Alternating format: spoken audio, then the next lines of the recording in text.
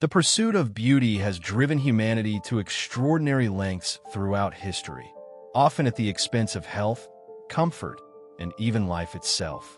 Few historical examples illustrate this dangerous obsession more dramatically than the case of Elizabeth I of England, whose relentless pursuit of the perfect pale complexion ultimately contributed to her physical deterioration and possibly hastened her death. The story of the Virgin Queen's toxic relationship with lead-based cosmetics serves as both a fascinating glimpse into Tudor beauty standards and a cautionary tale about the lengths to which individuals will go in their quest for aesthetic perfection. During the Elizabethan era, the concept of beauty was inextricably linked with social status, political power, and divine favor. The ideal of feminine beauty in 16th century England centered around an extremely pale, almost translucent complexion that suggested nobility, purity, and distance from manual labor. This aesthetic preference was not merely a matter of personal taste, but represented a complex social hierarchy where darker skin tones were associated with the working classes who labored outdoors under the sun.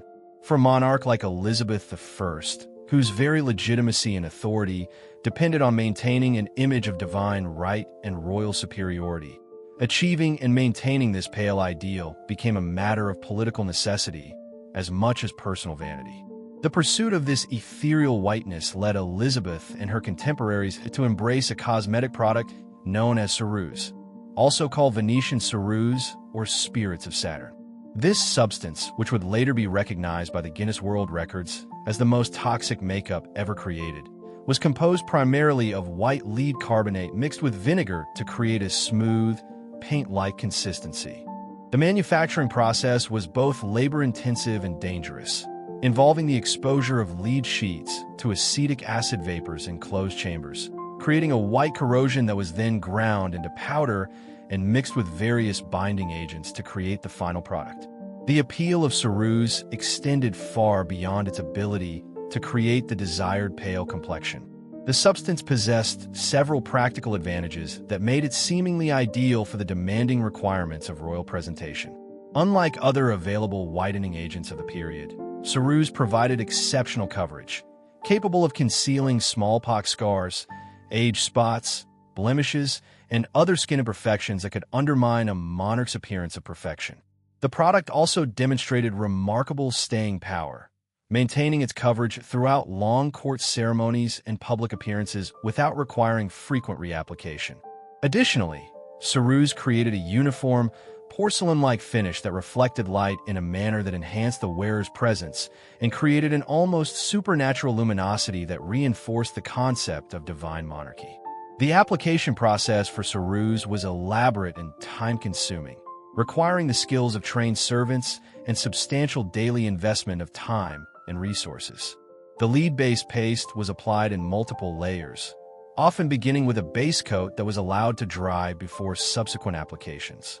Contemporary accounts suggest that Elizabeth often wore ceruse in layers thick enough to crack when she smiled or spoke, requiring careful facial control to maintain the desired appearance. The final result was a mask-like covering that could reach thicknesses of up to an inch, according to some historical sources, creating an otherworldly appearance that became synonymous with Elizabethan court culture. The social and political implications of Elizabeth's cosmetic choices extended well beyond personal vanity into the realm of statecraft and international diplomacy. As an unmarried female ruler in an era when women's political authority was viewed with suspicion and skepticism, Elizabeth needed to present herself as both feminine enough to be acceptable and powerful enough to command respect. The dramatic visual impact of her ceruse-painted face, combined with elaborate ruffs, jewels, and costumes, created a carefully constructed image of majesty that helped establish her authority and distinguish her from ordinary mortals. Foreign ambassadors and courtiers consistently commented on her striking appearance, suggesting that the cosmetic transformation served its intended purpose of creating memorable impressions that reinforced her political position. The cultural context surrounding cosmetic use in Tudor England was complex and often contradictory, reflecting broader tensions between Christian morality and aristocratic display.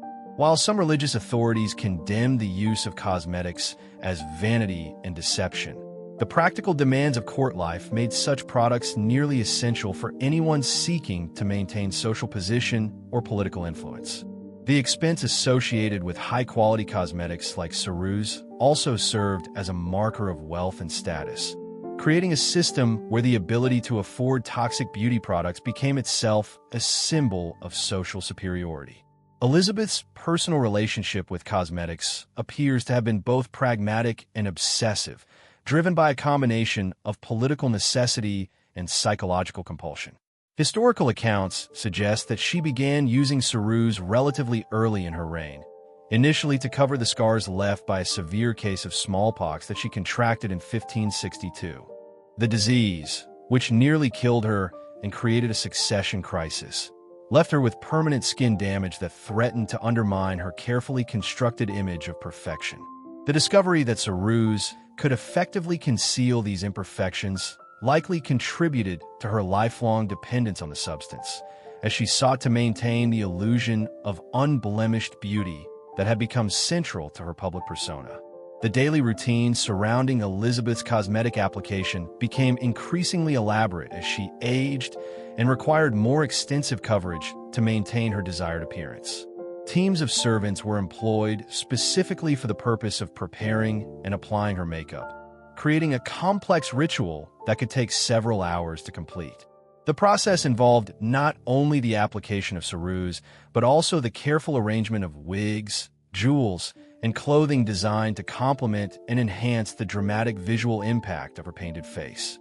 This investment of time and human resources represented a significant portion of the royal household's daily activities, suggesting the paramount importance placed on maintaining Elizabeth's visual image. The psychological impact of this daily transformation ritual on Elizabeth herself remains a subject of historical speculation, but contemporary accounts suggest that she became increasingly reluctant to be seen without her cosmetic mask as she aged.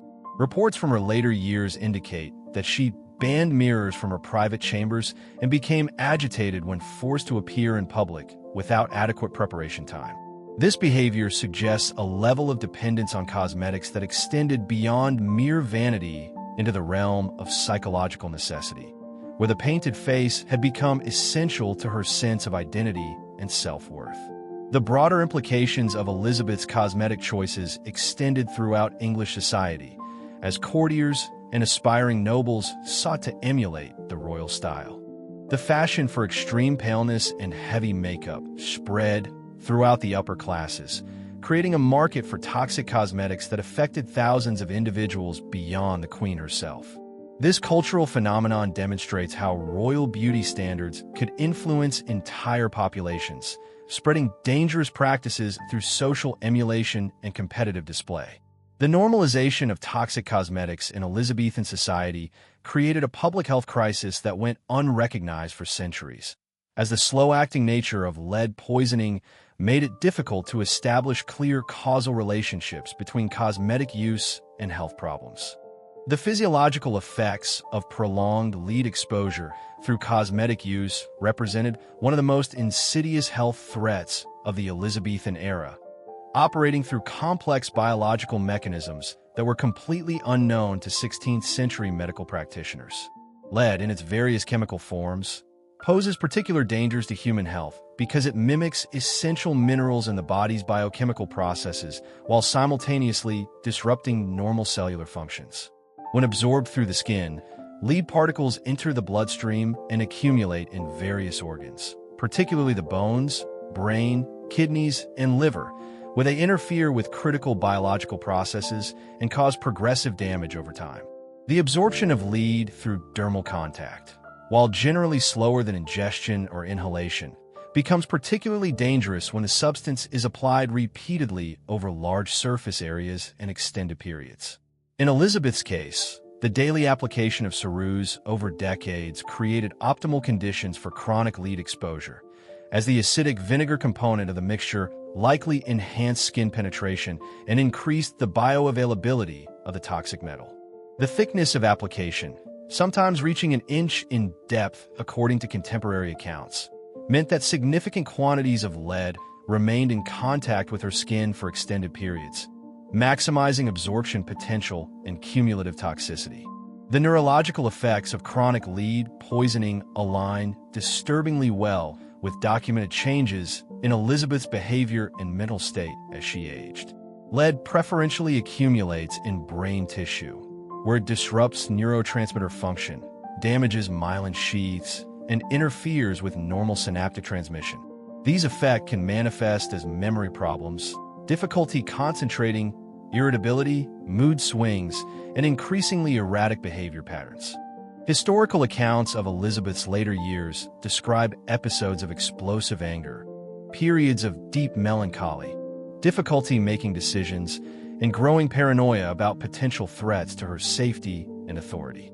While these symptoms could be attributed to various factors, including the stress of rulership and advancing age, they are also consistent with the neurological effects of chronic lead exposure. The impact on Elizabeth's physical appearance became increasingly pronounced as the years progressed, creating a vicious cycle where cosmetic damage necessitated ever heavier application of the toxic substances causing the deterioration. Lead poisoning affects skin health through multiple pathways, including interference with collagen production, disruption of cellular repair mechanisms, and damage to blood vessels that supply nutrients to skin tissue. The result is premature aging, increased susceptibility to skin damage, poor wound healing, and a grayish pallor that ironically required additional whitening agents to conceal. Contemporary observers noted that Elizabeth's natural skin color became increasingly sallow and unhealthy-looking, requiring progressively thicker applications of ceruse to achieve the desired porcelain effect. The dental problems that plagued Elizabeth throughout her adult life also bear the hallmarks of chronic lead toxicity. Lead interferes with calcium metabolism and bone formation, leading to weakened tooth enamel, increased susceptibility to decay, and eventual tooth loss. The monarch's famous black teeth, which became so iconic that courtiers began artificially blackening their own teeth in imitation, were likely the result of both excessive sugar consumption and lead poisoning working in combination. The lead-based cosmetics may have contributed to enamel weakness, making her teeth more vulnerable to the acid damage caused by the sugar-rich diet that was fashionable among the wealthy. The progressive loss of teeth documented throughout her reign follows a pattern consistent with systemic lead poisoning affecting bone and tooth metabolism. Gastrointestinal symptoms associated with lead poisoning may have contributed to some of the mysterious illnesses and digestive problems that Elizabeth experienced throughout her life. Lead toxicity commonly causes abdominal pain, constipation, nausea, and loss of appetite, symptoms that were frequently reported in relation to the Queen's health.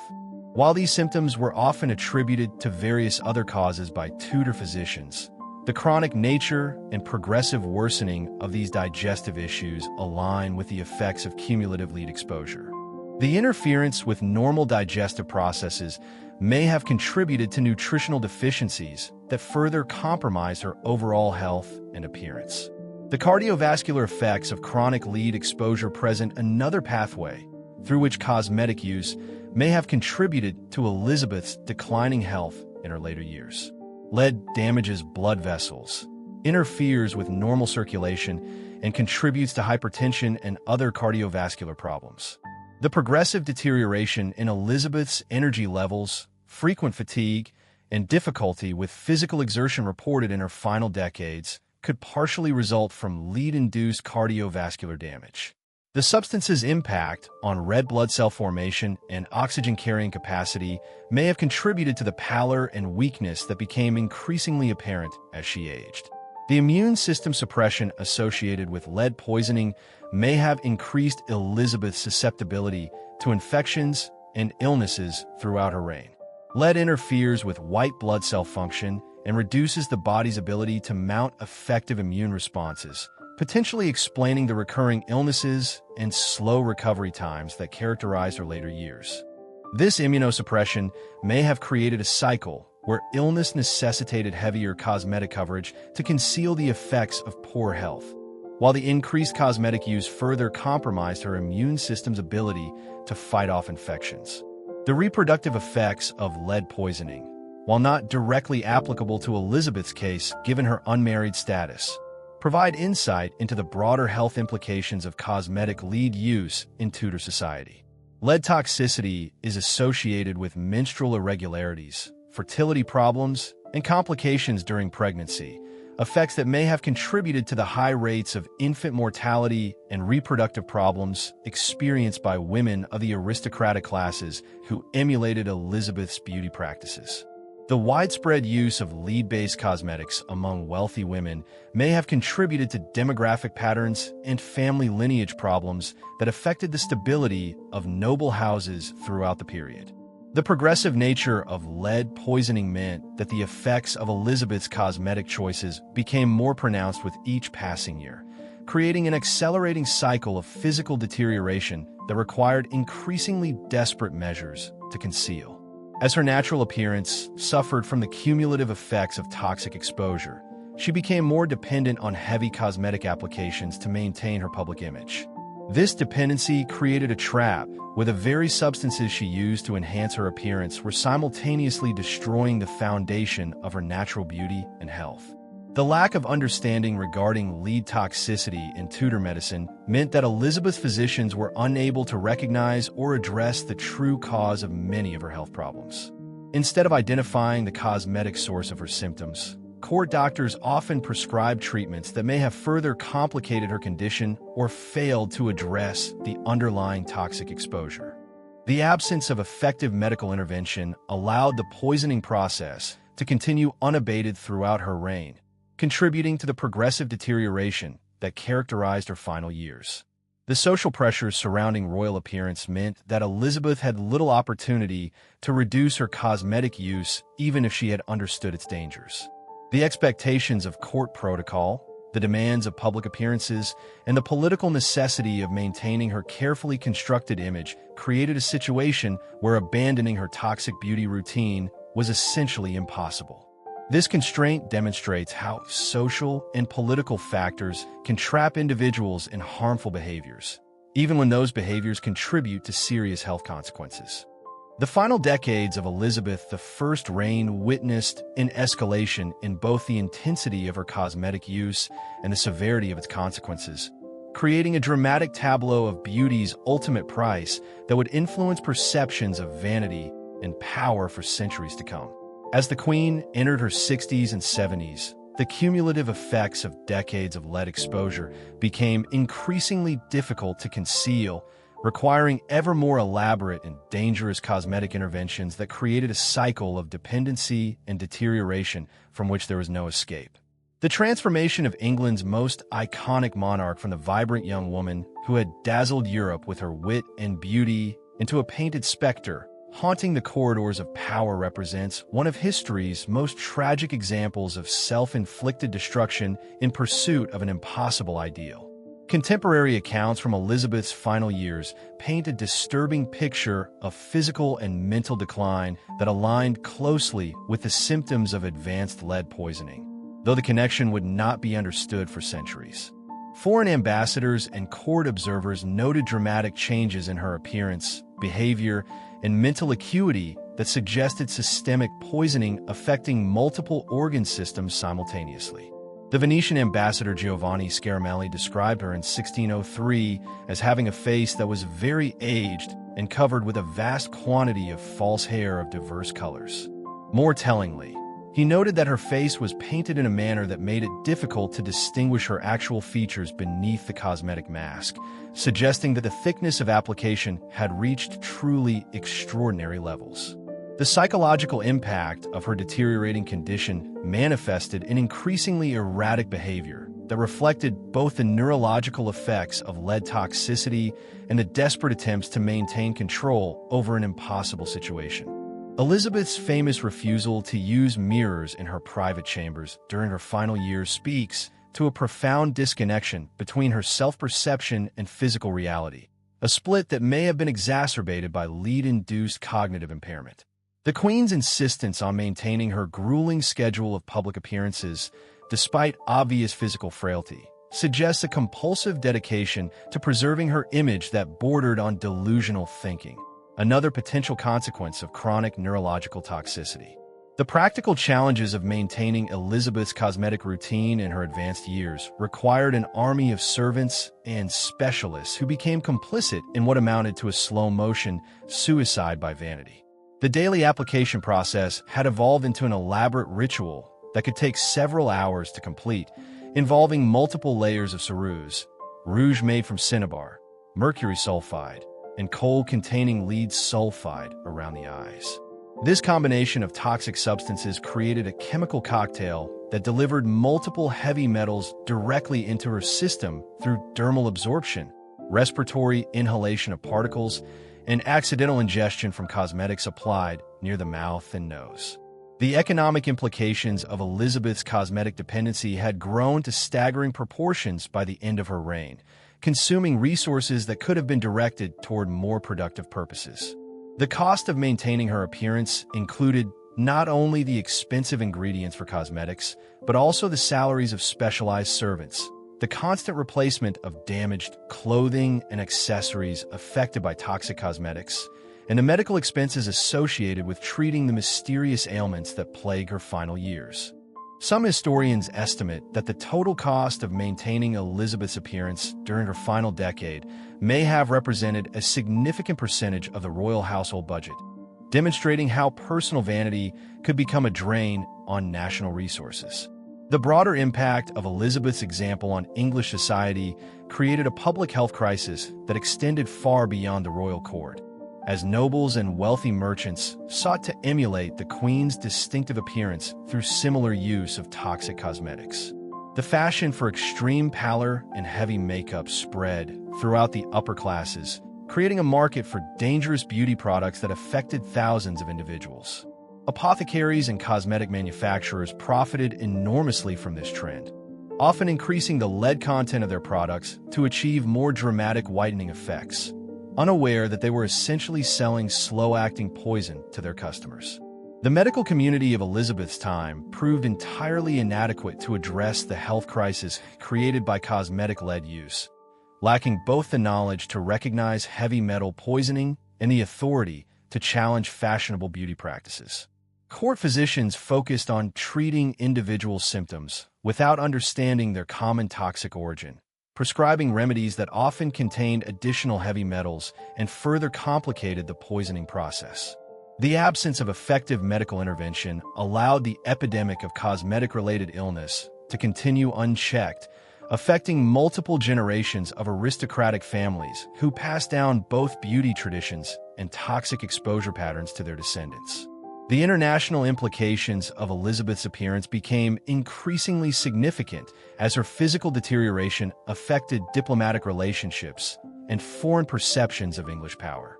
European courts that had once marveled at the English Queen's beauty and vitality began to view her painted appearance as grotesque and disturbing, potentially undermining England's diplomatic standing and contributing to perceptions of English decadence and decline.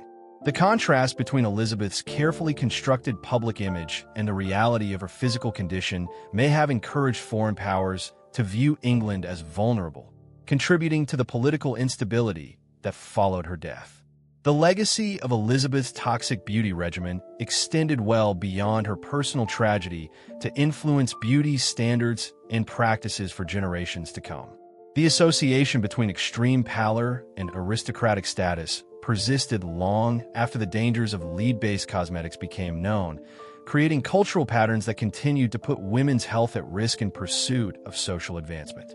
The normalization of toxic beauty practices during Elizabeth's reign established precedents that would be difficult to overcome, as subsequent generations of women felt compelled to engage in similarly dangerous behaviors to achieve social acceptance and advancement.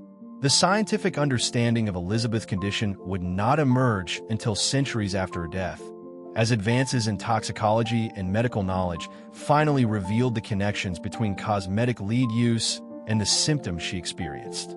Modern forensic analysis of hair samples and contemporary descriptions have allowed researchers to reconstruct the likely extent of her lead exposure and its contribution to her physical and mental decline.